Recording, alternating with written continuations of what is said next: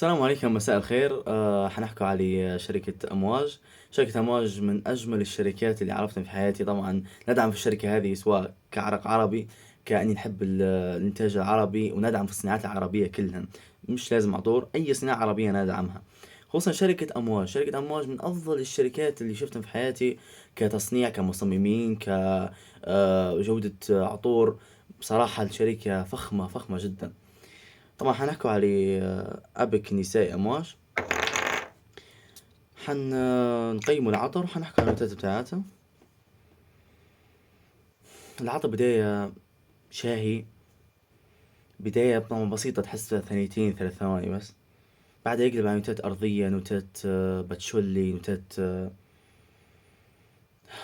بعدها يهدى العطر يهدى المكونات هذينا، ويجي العطر زهري فجأة، ما بين الزهور، ما بين الفانيلا، ما بين زهرة إبر الراعي. طبعا نوتة يعني عشاقة في العطور كلهن هي السوسن. من أجمل النوتات في العطور اللي شفت. أي عطر فيه سوسن حيكون عطر فخم، خصوصا إن هم شركة أمواج، وأكيد متقن الصنع حيكون عطر جميل. وما نقدرش نحدد له عمر معين، حس يمشي مدامات، يمشي أنيسات، يمشي أي عمر عادي. طبعا بذكر السوسن، وبذكر الروائح اللي حكينا عليها في البداية. في روائح يكون كريهة في العطور، مش جوا العطر يفرقن. حيكون لما يكون مكون خام حيكون ريحة كريهة. طبعا هذا العنوان بتاعنا اليوم في كتاب The Essence Discovery، حنكمل الترجمة بتاعته. حكى على المكونات الكريهة، وأول مكون كريه حكى عليه اللي هو العنبر. طبعا واجدين بكل أو أغلبنا يعرف شنو هو العنبر، ويحكي بيه ويعرف شنو هو في العطور، لكن ما يعرفش أصلا منين الأصل بتاع العنبر. العنبر أصلا هو قيء الحوت، تمام. لما اللي يطلع قيء الحوت يطلع طبعا على شط البحر. لما يطلع على الشط يجي شكله زي الصوان، انت من نادي اصلا تلقاه، ولو لقيته انت محظوظ بك لانه هو يسوى ملايين دولارات، تمام. ويخش في صناعات واش في العطور زي ابك النساء اللي حكينا عليه. وطبعا هيجي متقن الصناعة، وفي فوائد واجد بكل في العطور، من ناحية انه هو فيه له ريحة مدافئة بكل. خصوصا لو كان مع روائح فانيلا مثلا حيكون خيال بكل. ومثبت العطر، مثبت خيال بكل العطر.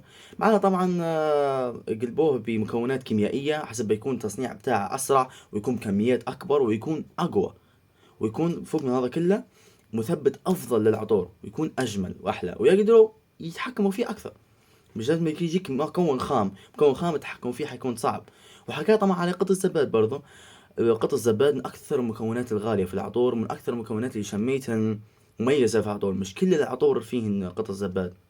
طبعا في بداية اكتشاف قطع الزباد، كان يحط في الهرمونات بتاعتها في المكانات. طبعا هو غدة في شجرة قطع الزباد، يحط فيه في الهرمونات، سواء في الشجر، في الأماكن بتاعتها. قاعد ياخذوا فيه من المكانات هذينا ويصنعوا به العطر. هذا هو المكون الخام في البداية. بعدها لما قعدوا كثر الطلب على المصممين طبعا على قطع الزباد، قاعد يديروا فيه في مزارع، ويستخلصوا فيه يوميا من قطع الزباد. طبعا هذا الموضوع هذا كان تعذيب. وفي نفس الوقت المنظمات العالمية قطع عن الشيء هذا، خلاص ما عادش تقدر تقتل او تعذب قط زبادة عشان تاخذ منه الغدة هذه. قعدت في مادة اسمها سيفيتون. السيفيتون هي مادة بديلة للعنبر من قط الزباد. ما زلت نحكي طبعا إن هي صح ريحة كريهة، ريحة كريهة كخام، لكن لما تحط في العطور والتعالج، قطع الزباد بالذات فخم جدا. حيقلب على ريحة زهرية، ريحة حيوانية دافئة، حاجة جميلة جدا في العطور حتكون فوق من هذا كله مثبتة أخرى يعني.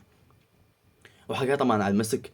المسك طبعا نعرفوه كلنا نحن مستخلص من الغزال، لكن ما عادش فيه استخلاص من الغزال، لانك مجرد انك تبي تستخلص من الغزال المسك، يبي تقتل غزلان واجد بكل. خصوصا لو كان عندك طلب على كميات واجده، انك تبي تدير عطر مرتكز على المسك. زي مثلا نحكوا آه مش جاي على بالي عطر، لكن في عطور اصلا المرتكزات على المسك. فلما انت تقتل الغزلان هذين، واصلا الغزال هذا خلاص شويه وينقرض، اللي هو اللي عنده الانياب هنا، هذا خلاص شويه وينقرض. فلما انت تقتل كميات واجده، خلاص حيكمل العنبر في المسك قصدي في العالم، خلاص ما عادش فيه مسك. فتضطر انك تدير حاجه كيميائيه، لكن منظمات طبعا حطنا في محميات، وقاعدين ندير فيه كيميائي مش يقعد افضل واحسن ومعالج افضل، وتقدر تتحكم فيه زي ما قلنا. وعندك القندس حتى هو يحط في الفرمون بتاعه في كل مكان. طبعا الحيوانات اللي حكينا عليها ذي كلها غريبة، تمام، والمكونات ذي كلها غريبة. لازم يتخفن ويستخلصن ويتعالجن قبل مش نديروا مكون أو عطر جميل بكل بيهم.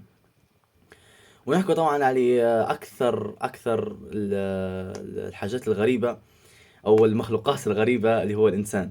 حكى عليه في الكتاب هذا طبعا بشكل عجبني وجذبني بكل، إنه حكى على الحاجات الأساسية في الإنسان، الشيء الأساسي اللي خلى الإنسان يكتشف العضوء، يكتشف المكونات هذينا كلهن، يسافر للفضاء، يصنع معدات، يصنع آلات، يصنع الزجاج، يصنع كل حاجة.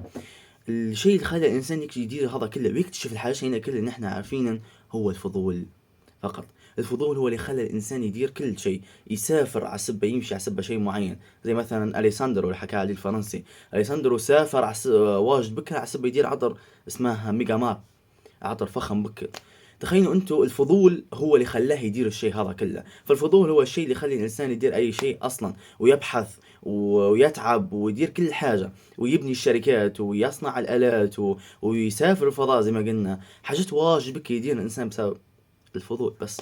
تخيلوا انتوا اصلا مجرد ما انك قط الزباد تطلع على الغدة بتاعتها بمكان شرج القط الزباد، الموضوع هذا مقرف. يعني ما هي ريحة كريهة أصلا، لكن لا، الإنسان جذبته الريحة هذه فاستخلصها وعالجها وطلعت ريحة جميلة بك في العطور. فهذا هو اللي يخلي الإنسان يكتشف كل حاجة، اللي هو الفضول، وهذا هو اللي مخرب حياة الإنسان برضه يعني. ومساكم سعيد.